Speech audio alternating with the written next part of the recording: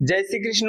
Welcome to মুক্তির পাঠশালা। আজকের ক্লাসে আমরা শিখবো নবোদয়ের জন্য গুরুত্বপূর্ণ 4-5টি গণিতের প্রশ্ন, যেগুলো আমাদের নবোদয়ের পরীক্ষাতে আমাদের খুব খুব করে কাজে লাগবে। তো প্রত্যেকে সুন্দর করে ক্লাসটা দেখতে থাকো। কারো কিছু জিজ্ঞাসা থাকলে অবশ্যই কমেন্টে জানিয়ে যাবে।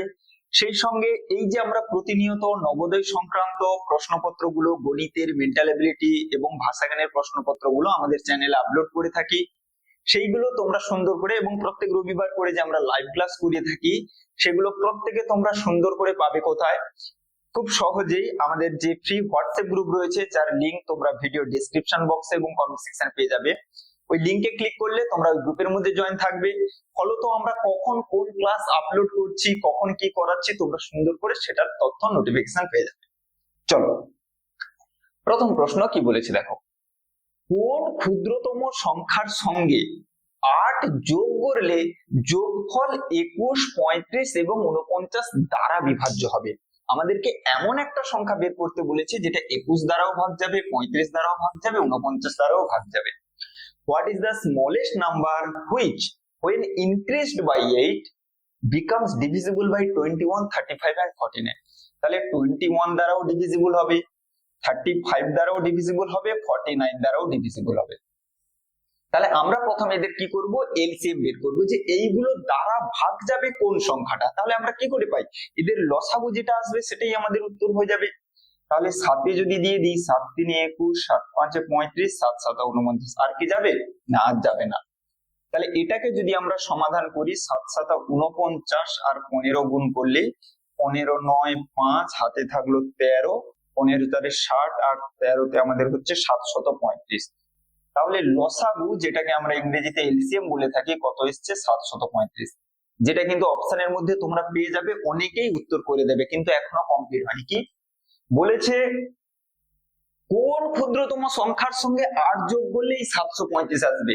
কোন ক্ষুদ্রতম সংখ্যার সঙ্গে 8 যোগ করলে যে যোগফলটা পাবো, সেই যোগফলটা এটা দিয়ে ভাগ যাবে।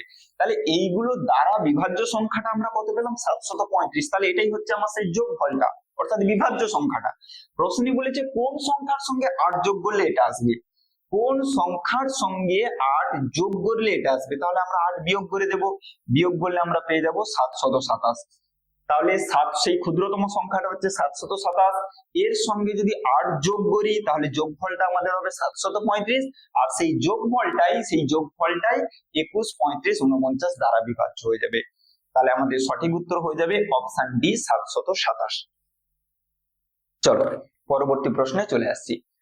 25 কিমি পথ অতিক্রম করার পর ডোডো দেখলো তার গন্তব্যস্থানের দূরত্বের 3/5 অংশ। 3/5 কথার অর্থ কি? 5 ভাগের 3 ভাগ এখনো বাকি আছে। তার গন্তব্যস্থানের দূরত্ব কত ছিল? After traveling 25 kilometers, Dodo found that 3/5 of the distance to his destination was still remaining. What was the total distance to his destination? তাহলে দেখো, আমাদের মোট দূরত্বটাকে ক ভাগ বলেছে? 5 ভাগ। সেই 5 ভাগের মধ্যে 3 ভাগ এখনো বাকি আছে। দেখো, 3-এর 5 অংশ এখনো বাকি আছে। তাহলে 5 ভাগের মধ্যে যদি 3 ভাগ এখনো বাকি থাকে, তার মানে আমি বলতে পারি সে নিশ্চয়ই 2 ভাগ গিয়েছে। এটা তো পরিষ্কার ভাবে বলতে পারি। মোট 5 ভাগ করেছি রাস্তাটাকে, তার মধ্যে 3 ভাগ এখনো বাকি আছে যেতে, তার মানে আমি বলতে পারি 2 ভাগ রাস্তা অতিক্রম করে চলে এসেছি। প্রশ্নে বলেছিল 25 কিমি পথ অতিক্রম করার পর, তাহলে কত কিলোমিটার অতিক্রম করেছি? 25 কিলোমিটার। যখন ভাগে বলছি, অংশে বলছি, কত অংশ অতিক্রম করেছি? 2 অংশ, 2 ভাগ অতিক্রম করেছি। তাহলে 2 ভাগ সমানই 25 কিলোমিটার বলতে পারি। তাহলে 1 ভাগ সমান আমাদের কত হয়ে যাবে? 25/2 কিলোমিটার। আমাদেরকে কি বের করতে বলেছে? তার গন্তব্যস্থানের দূরত্ব, টোটাল ডেস্টিনেশন, টোটাল ডিস্টেন্স বের করতে বলেছে। তাহলে 5 ভাগ আমরা বের করব। মোট দূরত্বটাকে ক ভাগ করেছিলাম? 5 ভাগ। 1 ভাগ সমান যদি এটা হয়, 5 ভাগ সমান কত হবে? 5 দিয়ে গুণ করে দেব। তাহলে 25 5 125/2 ভাগ করলে 2 6 12, 2 2 4, 62.5 কিমি আমাদের সঠিক উত্তর হয়ে যাবে। অপশন বি তে রয়েছে। এটা আমি বিস্তারিত ভাবে বললাম, তোমরা খুব সহজেই এই 25 কে 5/3 দিয়ে গুণ করে দিলে, অর্থাৎ 3/5 কে উল্টে গুণ করে দিলেই উত্তর পেয়ে যাবে। ওটাই করেছি। দেখো, এই যে 5/3 না, 5/2 দিয়ে, কারণ এখনো আমাদের যেটা গিয়েছে সেই পথটা আমরা দেখবো। তাহলে 5 ভাগের 3 ভাগ বাকি আছে, তার মানে 2 ভাগ গিয়েছে। তাহলে 5/2 দিয়ে গুণ করে দিলেই আমরা অ্যান্সার পেয়ে যাবো। চলো 3 48 কিলোমিটার যাওয়ার জন্য 28 টাকা 80 পয়সা বাস ভাড়া লাগে। 36 কিলোমিটার যাওয়ার জন্য কত ভাড়া লাগবে? একদম সিম্পল ঐকিক নিয়মের অঙ্ক, অনুপাতের মাধ্যমে দিয়েও করতে পারো, বিভিন্ন ভাবে করতে পারো। The bus fare for traveling 48 kilometers is rupees 28.80, অর্থাৎ 28 rupees 80 paisa. How much fare will be required for traveling 36 kilometer? তাহলে দেখো একদম সিম্পল ঐকিক নিয়মে আমরা করে নেব। 48 কিলোমিটার যাওয়ার জন্য 28 টাকা 80 পয়সা লাগে। তাহলে 1 কিলোমিটার যেতে কত লাগবে? কম লাগবে। কম মানে আমরা কি করব? ভাগ করব। এবারে 1 কিলোমিটার যেতে যদি এই ভাড়াটা লাগে, তাহলে 36 কিলোমিটার যেতে কত লাগবে? 36 কিলোমিটার যেতে কত লাগবে? বেশি লাগবে। বেশি মানে আমরা গুণ করে দেব। সুন্দর করে 48 দিয়ে ভাগ দাও। 12 4 48, 12 3 36, 4 কাটলে 4 7 28.70। তাহলে গুণ দিলে আমাদের হয়ে যাবে 3 0 0, 3 2 6, 7 3 21, 21 টাকা 60 পয়সা আমাদের সঠিক উত্তর হয়ে যাবে। এখানে কোথায় গো? অপশনের মধ্যে ত্রুটি রয়েছে। অপশনের মধ্যে ত্রুটি রয়েছে। সংখ্যাগুলো একবার দেখে নিই। 48 কিলোমিটার যাওয়ার জন্য এত টাকা, 1 কিলোমিটার যেতে ভাগ, 36 কিলোমিটার যেতে 7 3 21, ঠিকই আছে। অপশন গুলোর মধ্যে ভুল রয়েছে। তাহলে আমাদের সঠিক উত্তর কত হয়ে যাবে? 21 টাকা 60 পয়সা আমাদের সঠিক উত্তর হয়ে যাবে। চলো পরবর্তী শেষ প্রশ্ন। প্রত্যেকে এইরকম প্রতিনিয়ত আমরা এইরকম ছোট ছোট ভিডিও আমরা আপলোড করছি নবোদের জন্য গুরুত্বপূর্ণ। নবোদের সিরিজ চলছে, যেখানে প্রত্যেকটা ভিডিওর মধ্যে, প্রত্যেকটা ক্লাসের মধ্যে 4টা 5টা করে গণিতের প্রশ্ন আমরা সমাধান করাবো। খুব সুন্দর করে প্রত্যেকটা ক্লাস দেখবে। একটি আয়তাকার মাঠের দৈর্ঘ্য এবং প্রস্থ দেওয়া আছে। একটি আয়তাকার মাঠের দৈর্ঘ্য এবং প্রস্থ দেওয়া রয়েছে। এই হচ্ছে ধরো আমাদের একটা আয়তাকার মাঠ। এবার এর দৈর্ঘ্যটা, লেন্থটা কত বলে দিয়েছে? 140 মিটার। ব্রেথ, প্রস্থটা বলে দিয়েছে 120 মিটার। ওই মাঠের সমান পরিসীমা বিশিষ্ট একটি বর্গাকার মাঠের বাহুর দৈর্ঘ্য কত? The length and breadth of a rectangular field are 140 meters and 120 meters respectively. What is the length of one side of a square field having the same perimeter as that field?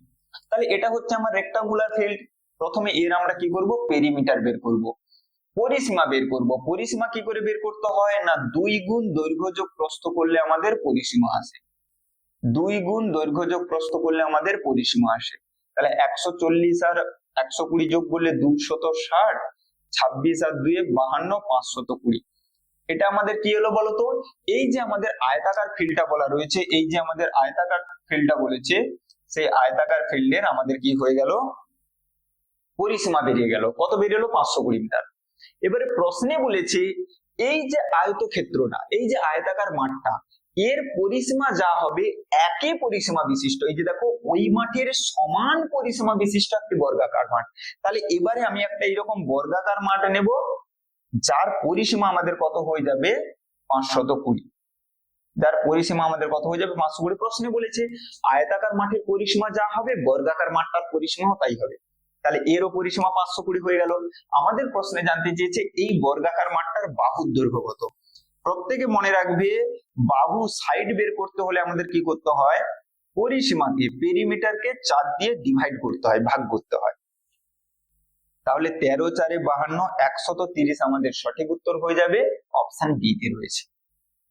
ওই মাঠের সমান পরিসীমা বিশিষ্ট একটি বর্গাকার মাঠের বাহুর দৈর্ঘ্য কত হবে? তাহলে প্রথমে আয়তাকার মাঠের পরিসীমা বের করব, সেই পরিসীমাটাই হবে বর্গাকার মাঠের পরিসীমা। সেই বর্গাকার মাঠের পরিসীমাকে 4 দিয়ে ভাগ করলে আমরা বর্গাকার মাঠের বাহু পেয়ে যাব 130 মিটার।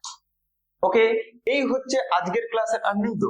না, এই হচ্ছে আজকের ক্লাসের জিনিসগুলো। একই রকম ভাবে প্রতিনিয়ত প্রত্যেকটা ক্লাস খুব সুন্দর করে দেখতে হবে। চলো আজকের ক্লাস এখানে শেষ করছি।